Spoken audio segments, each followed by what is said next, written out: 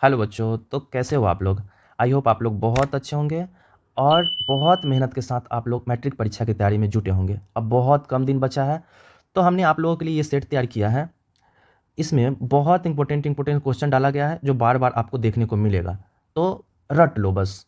चलिए हम लोग देखते हैं क्वेश्चन। चलिए तो हम लोग पहला क्वेश्चन पे चलते हैं। पहला क्वेश्चन पूछा जा रहा है कि बोल्शेविक क्रांति कब हुआ। तो ऑप्शन है हमारे पास फरवरी 1917, नवंबर 1917, अप्रैल 1917 या जुलाई 1905। ठीक है, तो सही जवाब होगा नवंबर 1917। कितना हो जाएगा? नवंबर 1917। और हम लोग देखेंगे कि इसको हम लोग रूसी कैलेंडर के हिसाब से अक्टूबर क्रांति भी कहते हैं। ठीक है, इसको क्या कहते हैं? अक्टूबर क्रांति। क्योंकि अगर रूसी कैलेंडर में देखा जाए तो ये अक्टूबर महीना में हुआ था, इसलिए इसको हम लोग अक्टूबर क्रांति भी बोलते हैं और ये मेनली रूस में हुआ था। ठीक है, चलिए आगे हम लोग क्वेश्चन पढ़ेंगे। दूसरा क्वेश्चन है हमारा, कोयले का सर्वोत्तम प्रकार क्या है। ठीक है, तो हमारा ऑप्शन है एंथ्रासाइट, पीट, लिग्नाइट या बिटुमिनस। तो इसका सही आंसर होगा एंथ्रासाइट। एंथ्रासाइट क्यों है? क्योंकि एंथ्रासाइट में कार्बन की मात्रा जो होता है, इसमें एंथ्रासाइट में कार्बन की मात्रा 86% से लेके और 97% तक होता है। मतलब कार्बन जिसमें ज़्यादा होगा वो उतना सर्वोत्तम माना जाएगा। ठीक है, चलिए हम लोग अगला क्वेश्चन की तरफ बढ़ते हैं। क्वेश्चन कह रहा है, इनमें से कौन सा उपभोक्ता उद्योग है। उपभोक्ता उद्योग का मतलब जो जनता लोग इसका यूज करते हैं वो है उपभोक्ता उद्योग। तो उपभोक्ता उद्योग की श्रेणी में हम लोग चीनी उद्योग को रखा गया है। और इसके साथ साथ कभी पूछ भी सकता है कि ये टूथपेस्ट जो होता है, टूथपेस्ट, ये भी हो जाता है उपभोक्ता उद्योग में। उसके बाद कागज, कागज भी उपभोक्ता उद्योग में आता है, कपड़ा, चलिए आदि। तो इतना चीज़ ध्यान में देना है, ऑप्शन में कुछ भी डाल सकता है। ठीक है, तो आगे बढ़ते हैं हम लोग। हमारा अगला क्वेश्चन है कि चिपको आंदोलन निम्नलिखित में से किससे संबंधित है। चिपको आंदोलन हम लोग पढ़ चुके हैं। तो चिपको आंदोलन जो है वो है पेड़ बचाओ आंदोलन, पेड़ों को बचाने से था चिपको आंदोलन। ठीक, तो ये शुरू कहाँ से हुआ था? उत्तराखंड से शुरू हुआ था। ठीक है, तो हम लोग ध्यान देंगे, कुछ भी पूछ सकता है, डीप से क्वेश्चन पूछा जा रहा है। तो उत्तराखंड से चालू हुआ था और इसका जो नेता पूछा जाएगा वो है सुंदरलाल बहुगुणा। सुंदरलाल बहुगुणा। और कब ये हुआ था? 1973 में। तो ध्यान देना है कि चिपको आंदोलन जब भी पूछेगा तो पेड़ बचाओ से था। और ये कहाँ स्टार्ट हुआ है? तो ध्यान देना है, उत्तराखंड में स्टार्ट हुआ था। इसका नेता सुंदरलाल बहुगुणा को माना गया है। 1973 में चालू हुआ था। ठीक, चलिए आगे बढ़ते हैं हम लोग। अगला क्वेश्चन है, सूचना का अधिकार।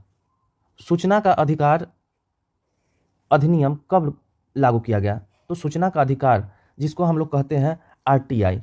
ठीक है, तो सूचना का अधिकार अधिनियम, इसको हम लोग 2005 बोलते हैं। आरटीआई कब चालू हुआ? 2005 में। ये क्या है सूचना का अधिकार? तो भारत में एक कानून है जो नागरिकों को सरकारी प्राधिकरण से जानकारी प्राप्त कराने का अधिकार देता है। मतलब भ्रष्टाचार को मुक्त करने के लिए एक तरह से है। ठीक है, आरटीआई 2005। और इससे संबंधित एक क्वेश्चन पूछता है कि ये किस राज्य में लागू नहीं हुआ था। तो ये सिर्फ जम्मू एंड कश्मीर में लागू नहीं हुआ था और बाकी पूरा देश में लागू हुआ था। ठीक है, चलिए तो इसका आंसर हो जाएगा कितना? 2005। चलिए आगे बढ़ते हैं हम लोग अगला क्वेश्चन पे। अगला क्वेश्चन है, निम्नलिखित में से किसको प्राथमिक क्षेत्र के अंतर्गत रखा गया है? प्राथमिक क्षेत्र। तो प्राथमिक क्षेत्र क्या होता है? यहाँ देखिए हमने लिख रखा है कि प्राथमिक क्षेत्र क्या होता है? अर्थव्यवस्था का वह हिस्सा जिसमें प्राकृतिक संसाधनों को सीधे निकाला या उत्पादित किया जाता है। मतलब प्राकृतिक संसाधन का यूज करना है, ध्यान देना है। तो उदाहरण में क्या क्या आ जाता है? तो खेती से अनाज, खदान से कोयला और नदियों से मछलियां पकड़ना। जो भी मतलब कृषि, मतलब प्रकृति से जो भी संबंधित होना, उसको प्राथमिक क्षेत्र में रखा गया है। तो इसका जो आंसर हो जाएगा क्या हो जाएगा? कृषि क्षेत्र। ठीक है, चलिए आगे बढ़ते हैं हम लोग। और द्वितीय क्षेत्र में अगर पूछेगा, उद्योग धंधा जो है ना, ये जो उद्योग है इसको हम लोग बोलते हैं द्वितीयक क्षेत्र। तो ये भी नोट कर लेना, इसको बोलेंगे हम लोग द्वितीयक क्षेत्र। और सेवा क्षेत्र जो है, सेवा क्षेत्र को हम लोग तृतीयक क्षेत्र के रूप में देखते हैं। ठीक, चलिए आगे बढ़ते हैं हम लोग, इसको भी लिख लेते हैं। तृतीयक क्षेत्र, ये सब नोट कर लेना क्योंकि बार बार ये सब परीक्षा में अलग अलग टाइप से पूछा जा रहा है। तो प्राथमिक क्षेत्र बोलेगा तो कृषि, द्वितीयक क्षेत्र बोलेगा तो सेवा क्षेत्र, और तृतीयक क्षेत्र जो बोलेगा तो वो औद्योगिक क्षेत्र होगा। ठीक है, चलिए आगे बढ़ते हैं हम लोग अगला क्वेश्चन की तरफ। क्वेश्चन कह रहा है कि सविनय अवज्ञा आंदोलन किस यात्रा से शुरू हुआ था? तो सविनय अवज्ञा आंदोलन सब लोग जानते हैं कि सविनय अवज्ञा आंदोलन गांधी जी शुरू किए थे, और गांधी जी के साथ 78 और अनुयायी था। ठीक है, कितना अनुयायी था? 78 और अनुयायी था। तो ये जो दूरी तय किया गया था वो था 24 दिन चले थे, 240 मील की दूरी तय किया गया था, और लगातार कितना 24 दिन तक चले। ये 78 अनुयायी और एक गांधी जी 24 दिन तक लगातार चले, और डांडी में जाके, कहाँ जाए? ये डांडी याद रखना है, 1930 में दांडी यात्रा के नाम से भी इसको जाना जाता है। ठीक, चलिए हम लोग आगे बढ़ते हैं और अगला क्वेश्चन देखते हैं। अगला क्वेश्चन है हमारा वार एंड पीस। एक पुस्तक है वार एंड पीस, मतलब युद्ध और शांति। अगर कहीं कहीं हिंदी में भी दे देता है तो ध्यान देना, इसका मतलब है युद्ध और शांति, युद्ध और शांति। तो ये किसका पुस्तक है? तो आंसर हो जाएगा हमारा लियो टॉलस्टॉय। ध्यान देना, बहुत इंपॉर्टेंट है, बहुत रिपीट किया ये क्वेश्चन। चलिए अब 9 नंबर क्वेश्चन की तरफ बढ़ते हैं हम लोग। जालियांवाला बाग हत्याकांड, बार बार हम लोग सुन चुके हैं कि जालियांवाला बाग हत्याकांड हुआ था, जिन निहत्थों पर गोली चला दिया गया था जनरल डायर के द्वारा। तो ये घटना कब हुआ था? तो 13 अप्रैल 1919 को ये जालियांवाला बाग हत्याकांड हुआ था। कहाँ का घटना है? तो ध्यान देंगे, पंजाब के अमृतसर। कहाँ का है? अमृतसर, पंजाब। चलिए, और इसमें गोली कौन चलाया था? General Dyer. तो ध्यान देना है, गोली चलाया कौन? General Dyer. और यही जनरल डायर को उधम सिंह ने लंदन में 1940 में जाके मारे थे। ठीक है, चलिए आगे हम लोग बढ़ते हैं अगला क्वेश्चन की तरफ। हमारा क्वेश्चन है ब्रह्म समाज की स्थापना। बार बार पूछा जा रहा है ब्रह्म समाज की स्थापना किसने किया? तो याद रखेंगे हम लोग कि ब्रह्म समाज की स्थापना जो किया है वो है राजा राम मोहन राय। किसने किया? राजा राम मोहन राय। कब किए हैं ब्रह्म समाज की स्थापना? तो हम लोग लिखेंगे ये हो गया 1828 में ब्रह्म समाज की स्थापना किया गया। ठीक है, और यहाँ नीचे दिया हुआ है दयानंद सरस्वती। ठीक है, ये जो दयानंद सरस्वती है तो ये कौन समाज की स्थापना किए थे? तो ये है आर्य समाज। दोनों क्वेश्चन याद कर लेना है, आर्य समाज। तो अगर पूछा जाए आर्य समाज की स्थापना किसने किया? दयानंद सरस्वती। कब किया है? तो 1875 को। ठीक है, और राजा राम मोहन राय ने ब्रह्म समाज की स्थापना किया 1828। दोनों का ये जो सन ईस्वी है वो याद करना बहुत जरूरी है। ठीक है, आगे बढ़ते हैं हम लोग। आगे क्वेश्चन है कि भारत में योजना आयोग, योजना आयोग का गठन, योजना आयोग का गठन कब हुआ? तो योजना आयोग का जो गठन हुआ था वो है 15 मार्च 1950। योजना आयोग का गठन कब हुआ? 15 मार्च 1950 को, और योजना आयोग को ही नीति आयोग में कन्वर्ट कर दिया गया 1 जनवरी 2015 को। ये बन गया अब नीति आयोग। तो अब योजना आयोग नहीं चलता है, अब इसका नाम हो गया नीति आयोग। नरेंद्र मोदी इसका नाम बदल दिए हैं तो इसका कर दिए हैं नीति आयोग। ठीक है, चलिए आगे बढ़ते हैं हम लोग। और एक ध्यान देंगे कि जब 15 मार्च 1950 को योजना आयोग बना तो उस समय प्रधानमंत्री कौन था? तो जवाहरलाल नेहरू, JL नेहरू, JL नेहरू। ध्यान देना है। और जब नीति आयोग में बदला उस समय प्रधानमंत्री कौन थे? तो उस समय PM थे नरेंद्र मोदी। ठीक, चलिए आगे हम लोग बढ़ते हैं, अगला क्वेश्चन देखते हैं। हमारा अगला क्वेश्चन है भारत में वित्तीय वर्ष। क्या है क्वेश्चन? भारत में वित्तीय वर्ष कब से कब तक वित्तीय वर्ष होता है? तो वित्तीय वर्ष जो होता है वो है 1 अप्रैल से लेके 31 मार्च तक के अवधि को हम लोग वित्तीय वर्ष बोलते हैं। कितना? 1 अप्रैल से 31 मार्च। एकदम ध्यान से देख लेना, 1 अप्रैल, अप्रैल और 31 मार्च तक का समय चाहिए। ठीक है, इसको वित्तीय वर्ष कहते हैं। आगे हम लोग बढ़ते हैं अगला क्वेश्चन की तरफ। अगला क्वेश्चन है राउरकेला इस्पात संयंत्र, राउरकेला इस्पात उद्योग जो है वो कहाँ है? तो राउरकेला जो है वो तो पड़ जाएगा उड़ीसा में, लेकिन बहुत सारा और भी है, जैसे छत्तीसगढ़ में कौन सा है? तो छत्तीसगढ़ में जो है भिलाई इस्पात केंद्र है। तो ये हो गया भिलाई, छत्तीसगढ़। सब रिपीट, धीरे धीरे रिपीट करता है इसका क्वेश्चन। कभी ये राउरकेला पूछ लिया, कभी भिलाई पूछ लिया, कभी दुर्गापुर। तो पश्चिम बंगाल में हो जाएगा दुर्गापुर, दुर्गापुर लॉ संयंत्र, ठीक है। और झारखंड में हो जाएगा बोकारो, बोकारो लौह संयंत्र।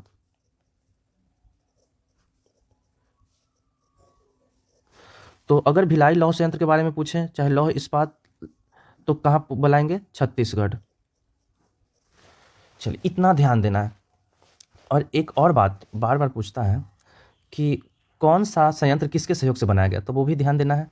भिलाई ये बनाया गया था रूस के सहयोग से, दूसरा देश सहयोग किया था। दुर्गापुर ये होता था ब्रिटेन के सहयोग से। और ये बोकारो ये भी रूस के सहयोग से बनाया गया था। और राउरकेला जो है, राउरकेला इस्पात संयंत्र जर्मनी के सहयोग से बनाया गया था, जर्मनी। तो इतना ध्यान देना है। सब ये सब आप लोग कॉपी में नोट कर लिया करो, ठीक। आगे बढ़ते हैं हम लोग। स्वर्णिम चतुर्भुज क्या है क्वेश्चन? स्वर्णिम चतुर्भुज किससे संबंधित है? तो स्वर्णिम चतुर्भुज जो है वो है सड़क मार्ग से संबंधित है। सड़क मार्ग मतलब रोड जो बनाया गया है स्वर्णिम चतुर्भुज। कौन सा महानगर को जोड़ा गया है ये वो ध्यान देंगे। 4 महानगर जोड़ा गया है, जिसमें एक है दिल्ली, उसके बाद मुंबई, चेन्नई, और उसके बाद हो गया एक कोलकाता। तो हम लोग देखेंगे कि ये जो स्वर्णिम चतुर्भुज है, स्वर्णिम चतुर्भुज ये सड़क मार्ग को जोड़ता है और 4 को महानगर को जोड़ा है, दिल्ली, मुंबई, चेन्नई और कोलकाता, ठीक। और इसका जो दूरी कभी पूछ लेगा कि कितना दूरी ये रोड बना है, 4 महानगर को जोड़ा गया है, तो हम लोग ध्यान देंगे 5846 किलोमीटर दूर है ये। मतलब इतना लंबा ये रास्ता है, 4 महानगर को जोड़ा है तो, ठीक है। चलिए आगे बढ़ते हैं। अगला क्वेश्चन है हमारा हीराकुंड बांध। हीराकुंड बांध जो है वो कहाँ स्थित है? तो हीराकुंड बांध महानदी पर है और है कहाँ? ओडिशा में। ध्यान देना है, हीराकुंड बांध कहाँ है? महानदी पर, ओडिशा। नदी भी पूछ सकता है, तो कौन सा नदी है? महानदी। ध्यान देना है। चलिए अगला क्वेश्चन देखते हैं हम लोग। उसके बाद चलिए देखेंगे पश्चिम बंगाल में कौन सा बांध है। तो पश्चिम बंगाल में फरक्का बांध। कौन सा बांध? फरक्का बांध। आप लोग नोट पेन लेके बैठे इसको नोट किया करें, एक सिर्फ यही क्वेश्चन नहीं, सब पूछते रहता है। उसके बाद उत्तराखंड में जो है टिहरी बांध है। कौन सा बांध है? टिहरी बांध पूछा जाए तो कहाँ हो जाएगा? उत्तराखंड। और हिमाचल प्रदेश में है भाखड़ा बांध। भाखड़ा नांगल बोलता है, भाखड़ा बांध है। तो ये यहाँ पे हम लोग 4 को बांध को कवर किए हैं। हीराकुंड बांध पूछा गया था, महानदी पर है।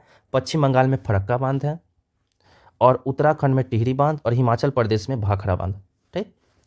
चलिए आगे बढ़ते हैं हम लोग। क्वेश्चन कह रहा है कि किस राज्य में वनों का सबसे अधिक विस्तार है? वन सबसे ज़्यादा भारत के किस राज्य में है? तो भारत में सबसे ज़्यादा वन जो है वो है मध्य प्रदेश, ठीक। और अगर प्रतिशत के हिसाब से पूछे कि सबसे ज़्यादा प्रतिशत किस राज्य में सबसे ज़्यादा प्रतिशत में वन है, तो वो हो जाएगा मिजोरम। मिजोरम में 84.53% जंगल है। उसका क्षेत्रफल का ये प्रतिशत में पूछेगा तो मिजोरम, ऐसे पूछ दिया तो कौन हो जाएगा? मध्य प्रदेश। एक और बात, मध्य प्रदेश में सबसे ज़्यादा जब जंगल है तो बाघ भी सबसे ज़्यादा होगा। तो मध्य प्रदेश में कुल बाघ है 785, और ये जो है 2022 की जनगणना के अनुसार, ठीक है। तो 2022 के अगर जनगणना के अनुसार पूछा जाए तो सबसे ज़्यादा जो बाघ है 785 वो मध्य प्रदेश में है, और प्रतिशत के हिसाब से जंगल मिजोरम में है, ठीक। आगे बढ़ते हैं। चलिए आगे बढ़ते हैं हम लोग, अगला क्वेश्चन की तरफ बढ़ते हैं। हमारा क्वेश्चन है बिहार का शोक किस नदी को कहा जाता है? तो बिहार का शोक कहे जाने वाला नदी है कोसी। तो ध्यान देना है, बिहार का शोक कौन सा नदी? कोसी। और बंगाल का शोक जो है, बंगाल का शोक वो दामोदर नदी को कहा जाता है, तो इसको भी ध्यान देंगे। बंगाल का शोक ये भी पूछ रहा है क्वेश्चन। बंगाल का शोक दामोदर, और बिहार का शोक कोसी नदी को बोला जाता है। अगर चीन का शोक बोलेंगे तो हुआंगहो नदी को बोला जाता है, ठीक है। आगे बढ़ते हैं हम लोग अगला क्वेश्चन की तरफ। चलिए हमारा क्वेश्चन है गोलघर का निर्माण कब हुआ? गोलघर कहाँ अवस्थित है वो ध्यान देना है। तो गोलघर तो है पटना में, ठीक है। गोलघर कहाँ है? पटना में। तो गोलघर का जो निर्माण है वो है 1786। गोलघर का निर्माण कब हुआ? 1786। जब पटना की बात आया है, गोलघर पूछ दिया, तो हम लोग पटना का उच्च न्यायालय भी देखेंगे। तो पटना उच्च न्यायालय की स्थापना जो है 1916। तो यहाँ ध्यान देना है, अगर पूछेगा पटना उच्च न्यायालय बहुत इंपॉर्टेंट क्वेश्चन है। पटना उच्च न्यायालय की स्थापना कब हुआ? 1916। और 1912 भी बहुत इंपॉर्टेंट है, बिहार बंगाल से अलग हुआ, ध्यान देना है, बिहार जो है वो बंगाल से अलग।